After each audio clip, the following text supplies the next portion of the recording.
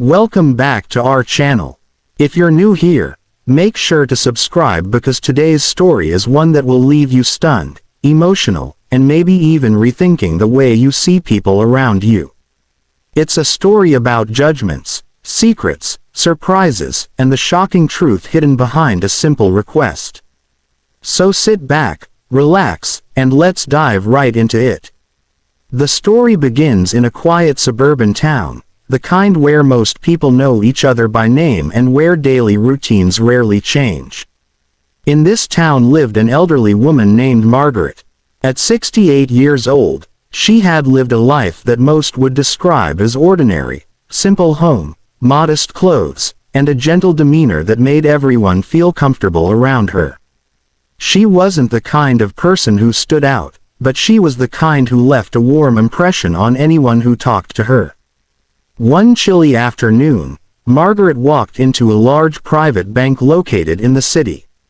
The building itself was grand and pristine, with polished marble floors, golden handrails, and rows of leather chairs lined across the lobby. This was no ordinary bank. It catered to high-profile clients, celebrities, and especially the wealthy elite. People didn't just walk into this bank. They were usually invited or recommended. But Margaret walked in with nothing more than her worn-out purse and the soft shuffle of her steps. Staff members glanced at her with polite confusion. She didn't look like their usual client. Her coat was faded, her shoes old, and her hair showed signs of years of hard work and little pampering. Still, she approached the reception desk with a warm smile. "Hello, dear. I'd like to check my account balance," she said gently.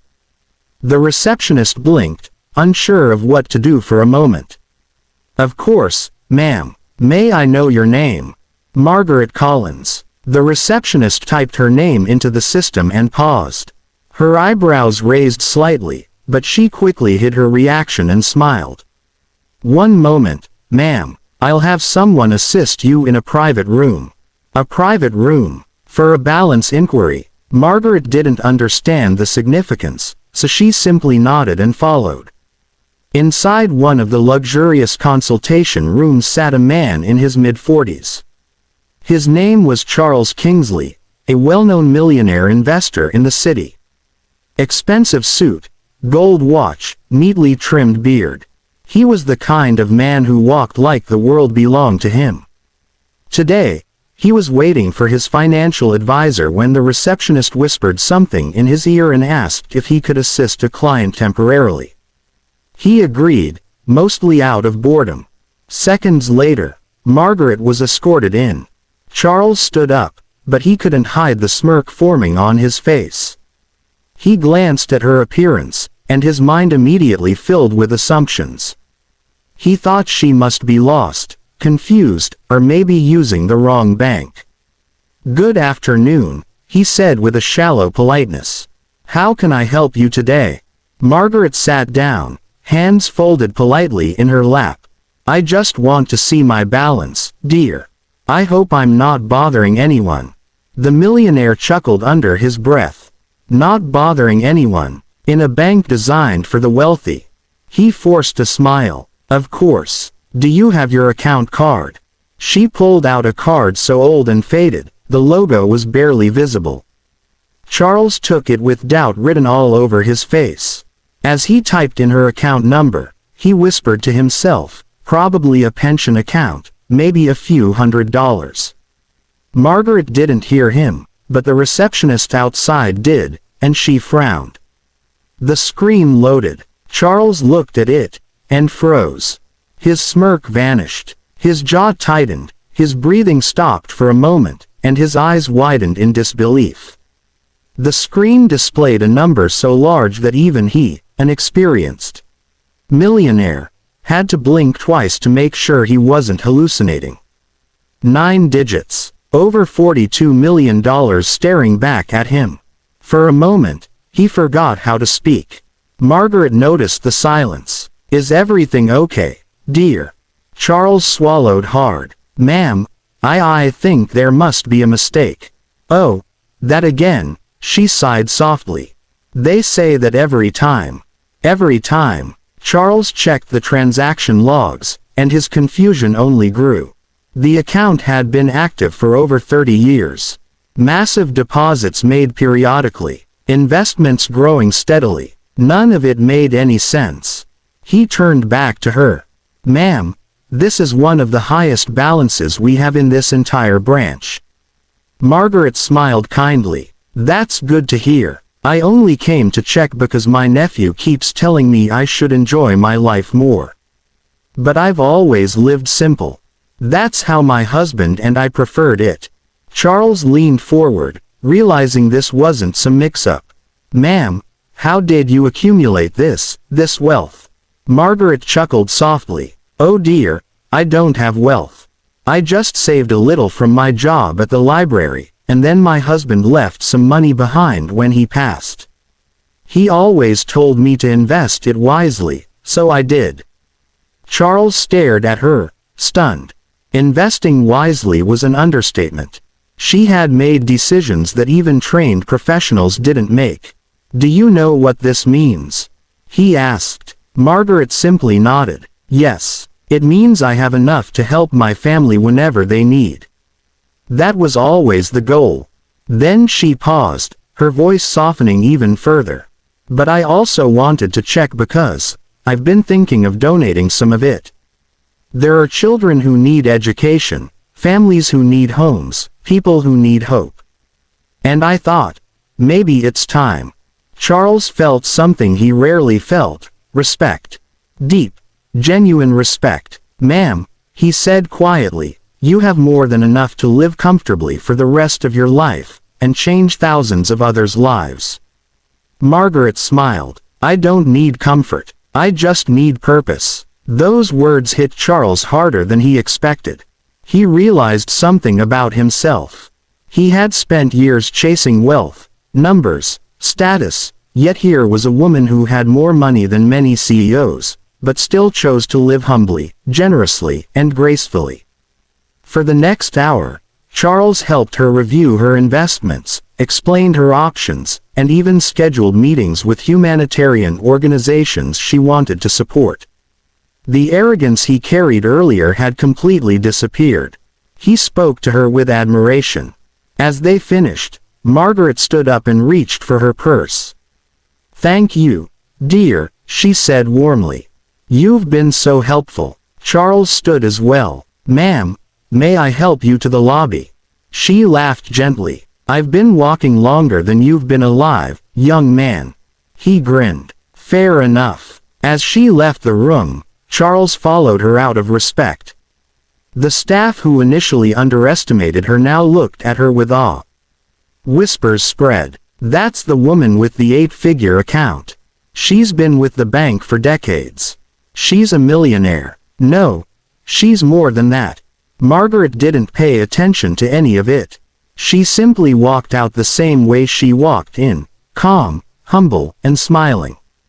Once she was gone, Charles sat back down, staring at the screen one last time. He whispered to himself, all this time, and she never showed it. The receptionist nodded. "She doesn't like to make a fuss. She comes once or twice a year. Quiet, polite, and always asking for the same thing, just her balance." Charles exhaled slowly. That night, he couldn't shake the encounter from his mind.